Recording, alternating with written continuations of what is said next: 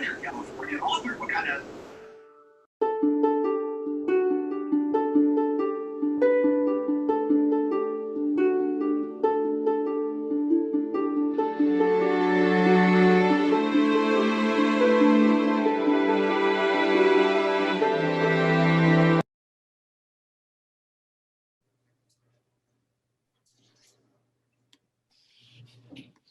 Hi, everybody.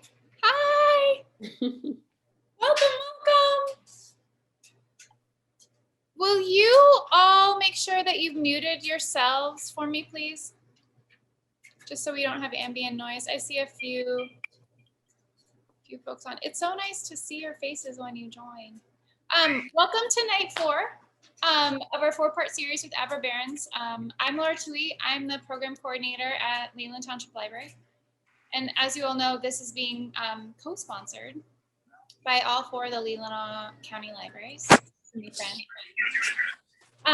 Before I turn things over to Abra, I just wanted to go over the format quickly for tonight because we have some new faces. Welcome. So in just a second, we're going to chat with Abra, and then she's going to show us how to make what I am calling fancy beans. To be eaten with a big spoon, which I really loved. And then during the video, if you guys have questions, just go ahead and type them into the chat, and Abra will answer them as she can. And then after the video, she's going to come back on and chat with us again. All right, so can we all say welcome to Abra? Hi. Well, thanks again to everybody who's tuned in. We were just talking before we got started just about how surprisingly fun this has been. I think when we sort of Laura and I were talking about the idea of doing a multi-week series, I was sort of like, is this just going to be terribly boring by week 4? And it's been so fun. So thanks to everyone who has continued to tune in. And today there were a couple of questions that people had over the week that I wanted to answer at the get-go. So the first one, I'm blanking on the name right now, but there was a question about, can you use a metal spatula on a cast iron pan? That was from Lisa. Oh, from Lisa, yeah. And it turns out that you can use it. I had always thought just don't use metal on nonstick, and it turns out that there's no issue. She did some research and there's no issue with using metal on a cast iron pan. And there were actually a handful of questions about cast iron pans. You know, for me, I wash mine with soap and water, and I just put it back to, I think the biggest thing is not having water rest on it. And so something actually my friend Jess Peace Corps taught me how to do is, or always did, was that he would put it on the burner after washing it to fully dry it. And then you don't get water kind of pooling up. And so you don't get the rust marks. But if you do get rust, then just scrub it off. And I just rub oil in it and then use it. And it kind of develops that seasoning. I think there's this whole mythology around cast iron pans, and they're not particularly finicky. But the more you use them, the less they stick or whatever. And the reason for that is that the cast iron is sort of a rough surface, and when it has regular usage, those fats and those oils kind of bond to that rough surface and smooth it out. And so there's less kind of things for it to catch on, sort of like if you have a hangnail and you touch a silk dress, I feel like it always snags. It's it's not really the same thing, but it's kind of the same thing. And so that's the idea behind cast iron. So for me, it's less about soap or no soap and just keeping it dry so that you don't have rust, which is going to have those kind of snags to it. And then there was another question about how we chose chickpea flour for the recipe last week. And the person who was emailing was saying it's not a staple in our house, and could you use it with regular flour? I've never tried to make the pancakes with regular flour, and chickpea flour was not a regular ingredient in my kitchen until I learned how to make soka, and then it was. And it's something that I think is more available now than it ever has been. And so, there's certainly health benefits to having would you want to make it with regular flour as opposed to a regular AP flour, but that you can also, you could make it with other things. I've made the same thing. One time I thought I had chickpea flour, but I had cornmeal, and it mostly worked. It was a little funny, but it was like fine. And so I think that the chickpea flour, the way that it started to come into my life was that it was our go-to in restaurants when we had either vegan or gluten-free folks, and we needed to have sort of a protein-rich substitute. So that's where it came from, and then that it's becoming more available. And again, with a lot of these grains, you know, I don't feel quite so bad about getting them from non-local sources. I mean, ideally, if you could get them from local sources, that keeps money in the economy and it has all of those other benefits, but it doesn't require the infrastructure of refrigeration to ship it. And so it's less resource intensive. And so that's where I don't always worry so much about that. So that's the answer for that. It's not a common ingredient, chickpea flour, but I think that once you start to cook with it, I think it could be. So that's my answer to that. And then Stacy has a question about if you could use black beans for the recipe for tonight. You certainly could. I think that most beans are really interchangeable.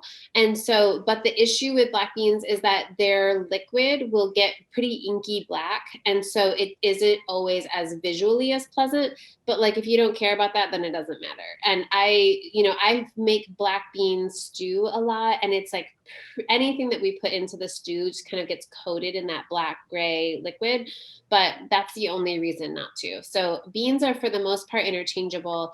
And then just kind of a quick rundown on beans.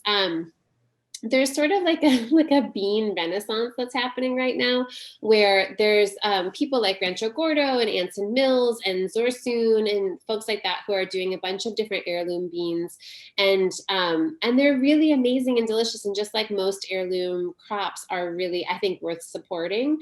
In general, though, you can use beans however they're, wherever you can get them is fine. And people always ask, like, do you need to soak them?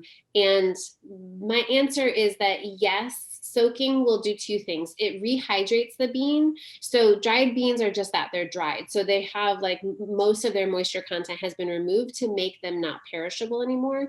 And soaking them rehydrates them. So it's sort of like a pre-cooking in that way. And also, if you rehydrate them, it evens out their cooking time. So the retail experts that I talked to recently have said that, the average bag of dried beans on the shelf can be up to 5 years old because that's how distribution and packaging has worked. So the older a bean is, the longer it's going to take to cook. And so by rehydrating them, you're sort of equalizing the cooking time. And it requires less water to cook them because they've already rehydrated. So that's sort of the rundown on soaking beans. That said, if you, like me, sometimes forget to soak them or can't be bothered to soak them, you can cook them straight from dry, just double the amount of water that you would think, or just, check on it because they'll soak up more water.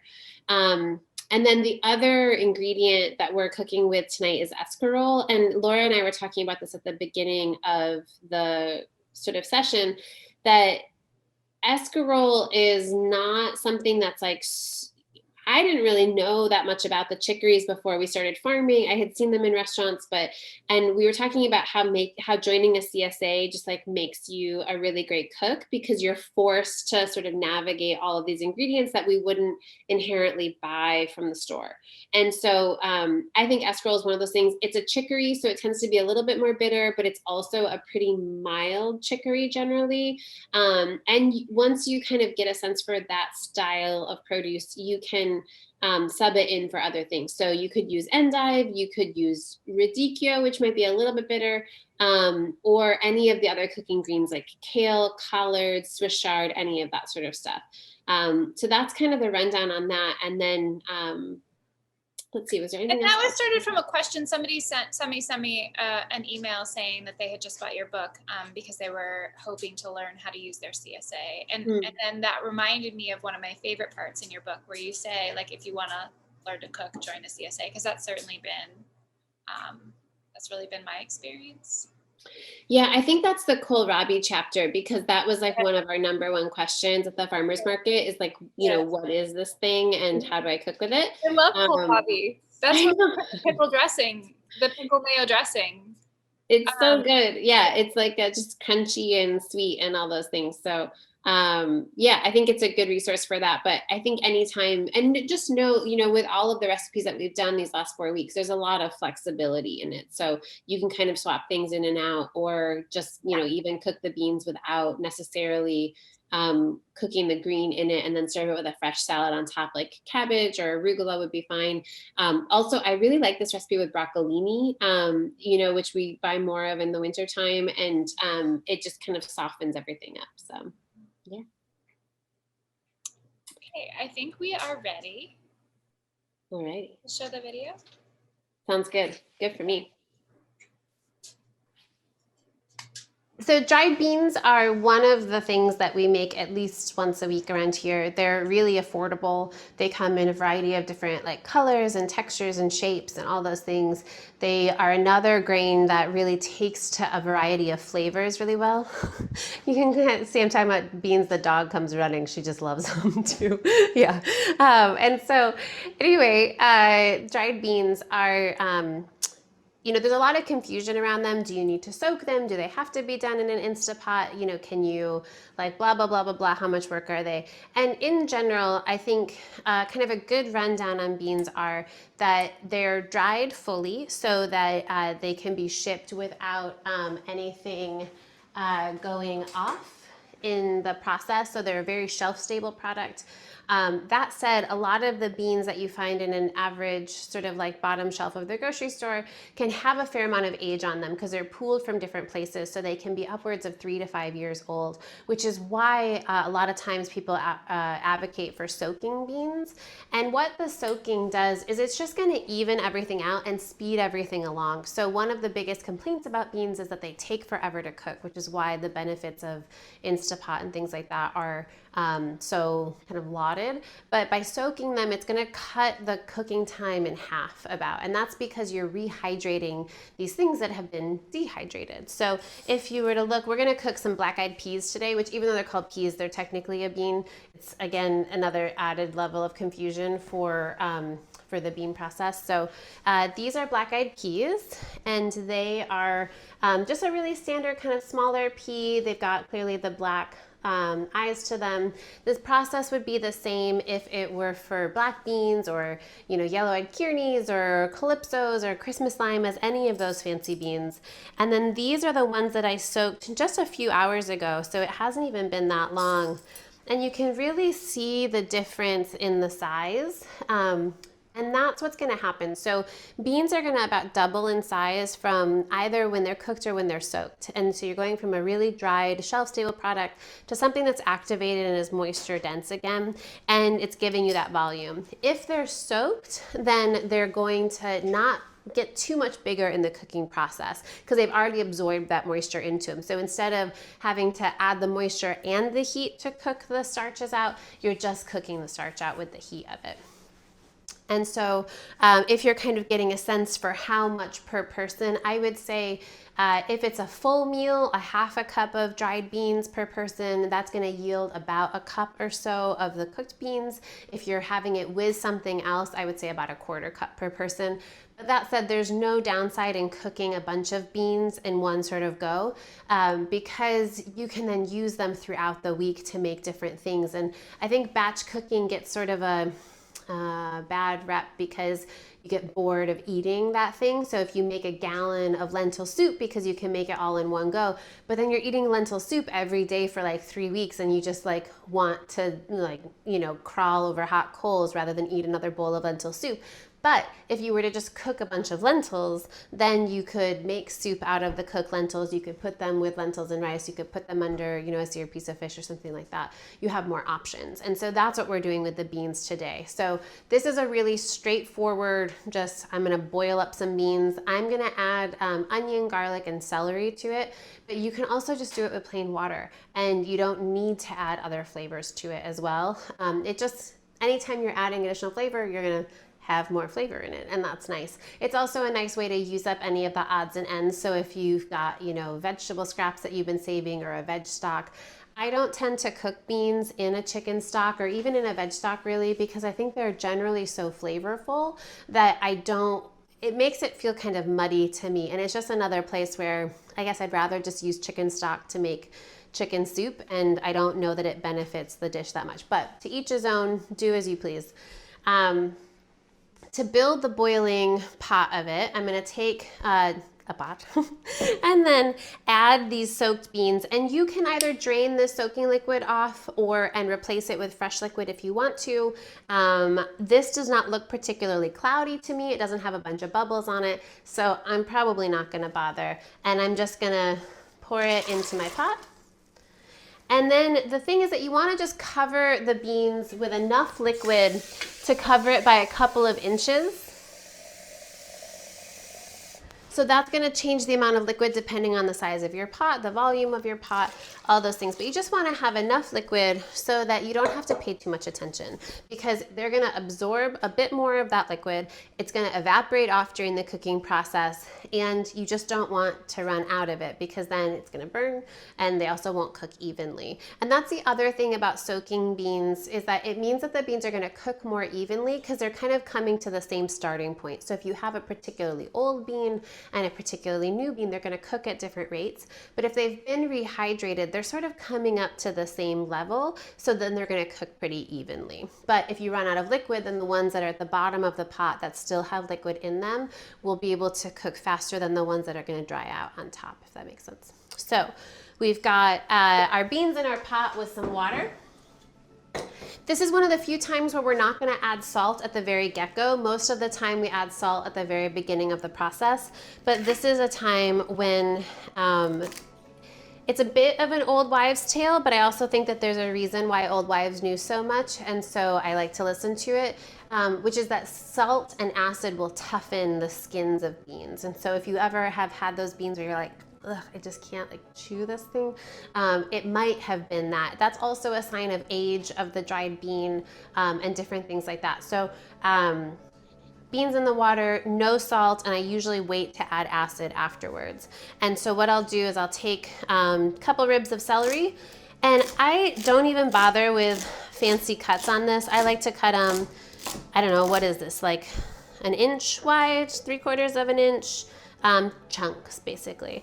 And you're just gonna pop those in. Like anything, the more surface area that you have for the flavors to leach out. So if you've got real broad, wide cuts, it's probably going to get more of that flavor out of it.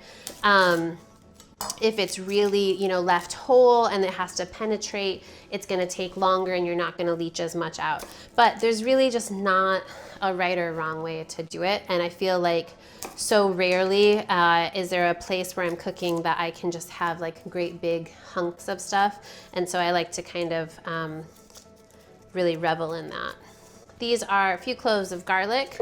I've been real big on garlic lately, so I'm gonna put all 3 of these in here, even though they're big. If you're not a big garlic person, then go ahead and use less or don't use it at all. And I'm just checking it. These have been in storage for a little bit, so I'm gonna cut away any bad bits. Some people swear that the germ in the garlic or the sprout gets really bitter.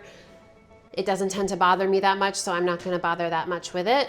And a couple ways that you can do it. You can either, really just like smash it with your knife and kind of bash it up to release those flavors, and then also to give it more surface area to let those flavors come out. Or you can just give it a quick chop, just glancing at it to see if you find any bits. Using up food that is maybe on its way out, you have to just be a little bit more diligent about getting any of the bad bits off. All right, so our celery's in there, our garlic's in there, same for the onion. So these are storage onions that I clearly didn't store very well. You can see it's starting to try to root out. This one I think has the like green sprout that's coming out. These are just these onions thinking that it's spring, so that I probably had them too cold and then I brought them out, or there's a temperature change and so they're like, oh, it's been winter and now it's spring, it's time to send up our shoots.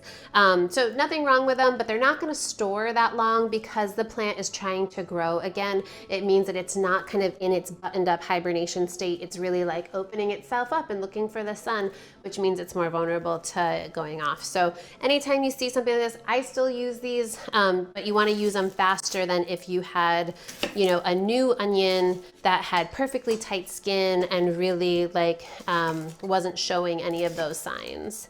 So it's another kind of example of triaging your vegetables and getting to know them a little bit and know when you have to use them versus when they're going to hold tight for you in the crisper drawer.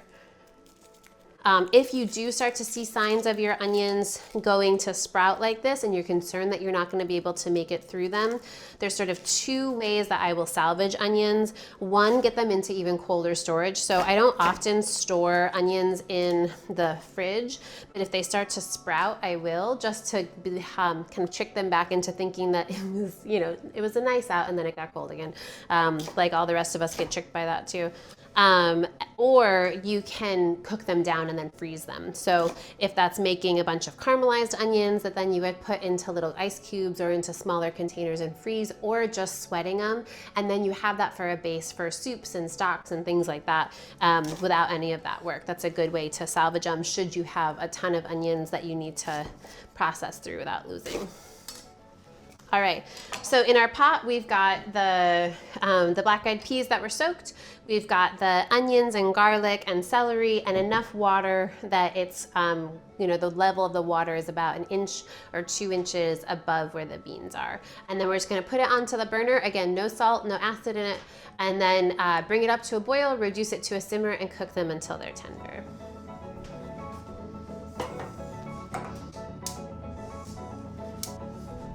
All right, so for our next trick, we're gonna make a really nice relish to go over the top of these beans. So, you know, I was saying that you don't add acid or salt until after the beans are cooked, which oftentimes once these beans are fully cooked, we're gonna put some salt into the liquid and then let it sit for about 10 minutes. And that will allow the salt to kind of penetrate the inside of the beans and really make a flavorful broth. I very rarely actually add an acid directly to that cooking liquid. I'm not really sure why, besides the fact that then that flavor is with it, and when you reheat it, or if you heat it later in the week, that flavor is gonna dissipate some. And so I like to add something super bright and acidic to the end, right as a top, as a garnish. You know, I really have this deep love for condiments. And so you can kind of flip it in and out. If you, this one is gonna have parsley and lemon and olive oil and salt. You could add grated garlic to it. You could add ginger to it. You could make it with rosemary. You could make it with oregano. You could make it with mint and add some almonds for the fat. Any of those sorts of things. It's infinitely riffable, but it's just sort of like a kind of tangy, salty, fatty rig that's gonna go over the top. So to do that, we've got our zester. Take a bowl.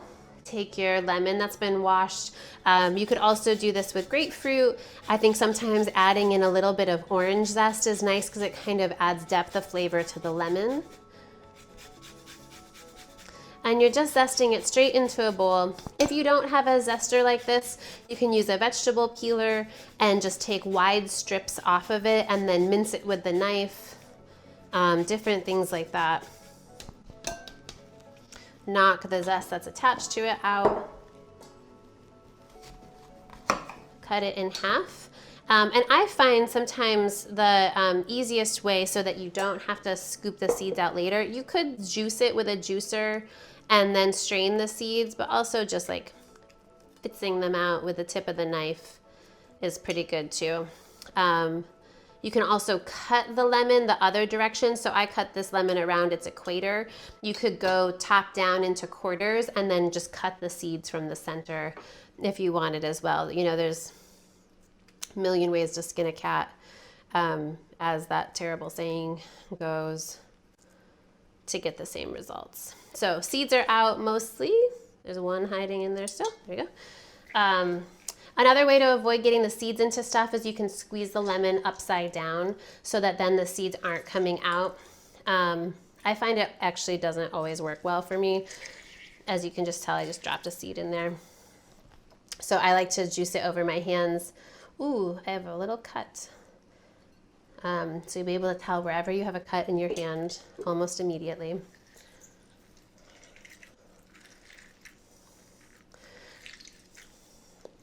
And I would say an average lemon has about 1.5 ounces, which is about, just shy of a 1/4 cup or 3 tablespoons of juice. In there, if you got a smaller lemon, you'll get less juice. Larger lemon, more juice. Give your hands a quick rinse to get that off. And then we're gonna add some salt to let that start to dissolve in the lemon itself. You could add garlic or shallot or any of those things to it right now if you want to. We've already got some onions in our beans, so I don't think we need to add any more. And then some olive oil. And I really like to not mess around with the cute little dribbles of it and just go ahead and go all in. I like about 50-50 olive oil to lemon juice. So if you've got 1.5 ounces of lemon juice, you're looking for 1.5 ounces of olive oil. That looks about right. That's why it's nice to have a clear container. You can kind of look at it and see. And then I'm gonna add parsley to it right now. If you're not gonna use it for a little bit, add the parsley just before you're gonna serve it and use it. So having this like lemon olive oil mixture, and then you can add the herbs to it. The longer the herbs sit in that super acidic dressing, they're gonna oxidize and turn brown. Doesn't mean that they're rotten, doesn't mean that they're gonna make you sick. It just means that they're not as beautiful. And so if you can wait to add it, that's a nice thing. It'll be bright, peppy green. But we're gonna eat this whole thing up, so we don't have to worry about that. So I'm gonna take my parsley off. Parsley stems are also really good to go into bean cooking liquid, really flavorful, but tend to be a little bit coarser and harder to chew than like cilantro stems. And so I'll usually save them for that. I also really like to use both parsley and cilantro stems to make an aromatic salt or green salt. And to do that, I just take usually a food processor if I'm gonna use it, or just mix it by hand, chop it really, really finely, and then mix it with 4 parts salt, 1 part sugar. So if it were, say, a cup of salt, you would have a 1/4 cup of sugar to it. And then all of these different green things, you could add chili flakes or lemon zest or any of those things, and just probably like a 1/4 cup total of those. And then the salt will preserve it. So you get the flavor of the parsley and the lemon and all those different things kind of embedded in the salt, and then you can use that. So if you find yourself with a ton of parsley stems that you really need to like find a home for, it's just not a problem that like most people seem to have, but I seem to be plagued with it, so this is why I've come up with it. That's another way to do it, or just make a lot of this sort of relish with the lemon juice and the olive oil. All right, so that's all pretty well minced up. It doesn't have to be, French bistro fine, but just a bit. Put it on top.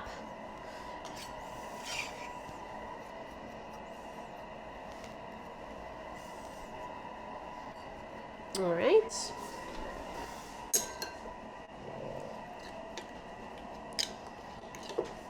And then we're just giving it a good stir. And that's gonna be our topping for the cooked beans. As simple as that. So our beans have just come up to a boil. I'm gonna turn it down to a simmer and then just let them go.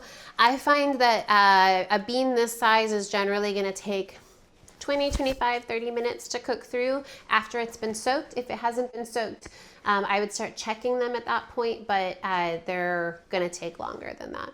And again, to check for the kind of doneness of the grain itself, the easiest way, you can eat one, and if it's undercooked, it's not going to hurt you any. It's just not that pleasant. Otherwise, just cut it in half on a cutting board, and you'll see you want an even coloring through the center. So you don't want any hard, chalky line of uncooked bean in the center. It's going to be really soft and creamy, and again, very inviting to eat. So that's what we're going to go for. So these are our cooked beans now. You can see that the onions are translucent, the celery is soft, the garlic is soft enough that if you were to pick it up, you can kind of just mush it straight together with your fingers. So that's cooked into submission. And then the beans themselves Why don't I get a spoon instead of just putting my fingers in everything all the time? The beans themselves, you know, they're going to be a little bit darker in color because of the black-eyed pea is going to make this sort of like darker liquid. And then when you go to pick them up, they smush but they're still holding their shape, so they're not cooked all the way down to broken down, but there's no hard chalky line through the center. So these are our beans. We're going to put them back onto the burner, and I like to add like the salt right at the end and then let them sit overnight. So these beans were actually cooked yesterday, and now they've had a chance to sit overnight with that salt, so the salt can penetrate the center of the bean, all of those flavors equalize. There used to be a restaurant I knew up in Northport that would sell yesterday's soup because soup always tastes better the next day as opposed to the day that you make it. Same is true for your pot of beans. So if you get a chance to think ahead, you know, make a big pot of beans on a Sunday or a Monday, and then you can have it for later in the week. They're also going to be super flavorful if you have them on the night, but this is a good way to kind of get ahead for the day. So we're going to get this heating up. So got our burner on. Again, a kind of wider, flatter pot for reheating it will reheat faster because you've got broader surface area and it doesn't have to heat as deep of a pot of liquid. So you're just spreading that volume out over a shallower thing. It's going to heat a lot faster. And then we're going to take this head of escarole. Escarole is a chicory. It's going to have a little bit of bitterness to it. This is not super bitter. You could certainly use something like kale or collards or whatever. And I'm just pulling these outer leaves off, I guess really out of habit because we're going to wilt this in there. So this is a good time to think about the difference between wilty and rotty. So this looks like it's just kind of floppy and wilty, and it is because I've had it in the fridge and I didn't put it in a bag or any sort of like protective layer, so it got wind whipped by the fan in the fridge. But normally, if I were making a salad out of this, I would say it's not going to be a really nice texture because it's so wilty. But we're just going to wilt it anyway, so there's no reason to discard these leaves because they're just sort of pre-wilted before we wilt them again. So we're going to take these and just give them a quick rough chop. I don't like to go too fine on it, but just keep a nice amount. And then if these did have any sort of rot to them, like a real dark brown or anything that was like slimy or stinky, then there's not really a ton you can do to bring them back. So the best thing you can do is to try to catch them before they get to that point. So that's our escarole. We're going to cut up the rest of the head.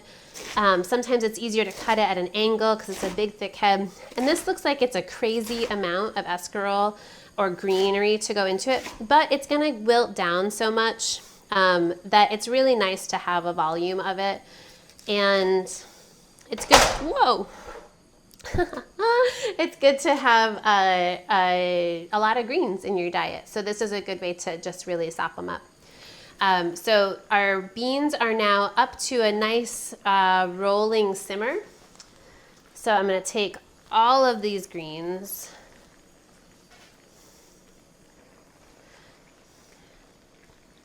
and I'm just going to kind of set them in. And if I knew where the lid, yep, here it is, then I'm going to pop that just on top and let it kind of soften the whole thing. Maybe turn this down just a touch while I grab my bowl.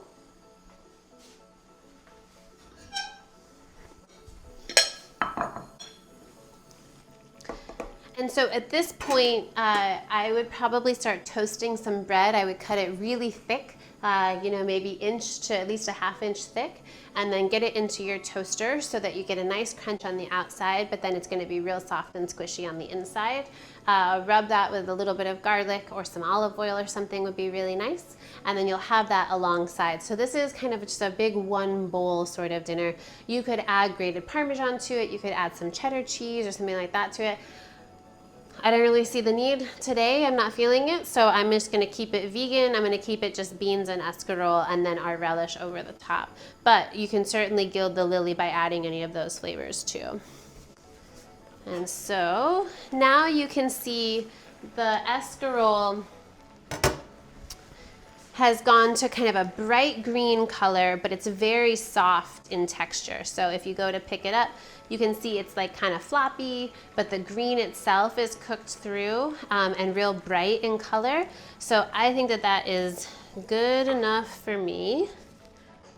So we're gonna turn our burner off and let's just give it a quick taste. You know, you never really know how the salt and things are after they sit, so you just have to taste things over and over and over again.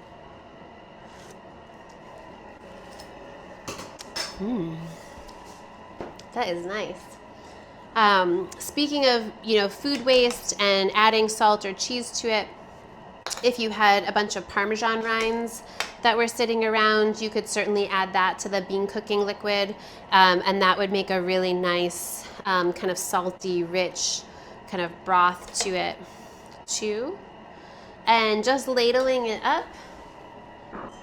And you can see now too, the escarole has almost gone translucent around the edges, and so that means, again, it's just cooked all the way through, but not so far that you're eating, you know, bad cafeteria cooked greens.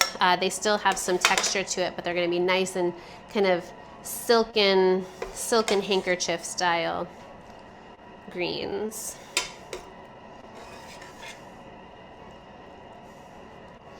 Got those big chunks of garlic from that, and then we're gonna take our parsley, lemon, olive oil mixture. And this is, again, adding the brightness of the lemon, but also the richness and the flavor of the olive oil. So because we're not gonna heat the olive oil at all, this is when, if you have a real fancy olive oil that you've been, you know, just kind of wondering what you should do with it, this is the time. Because you're really getting that bright flavor of the olive oil. And there's just so few ingredients in this dish. You know, what do we got? We've got beans, we've got some onion, some garlic, some celery, water, if you want to count that as an ingredient, escarole, lemon, parsley, and olive oil. That's 9 ingredients, including water, salt, I guess, 10. It's a 10 ingredient thing. So each ingredient is really going to shine itself. I think I said beans. That's definitely the most important one. But they're each going to shine, and so you can use the best quality ingredients that you have, and that doesn't always mean the most pristine. It just means the best of what you have. So if you're making this and you have, you know, a really nicely raised heirloom bean versus a random pinto bean that you got at the store, go for the heirloom one. If you've got a really nice olive oil, use that one. But if you don't have a really nice olive oil, use whatever olive oil you have, or use a neutral one, and the lemon and the parsley are going to carry it too. So it's kind of that constant cost benefit analysis of what you're using, but I think the simplicity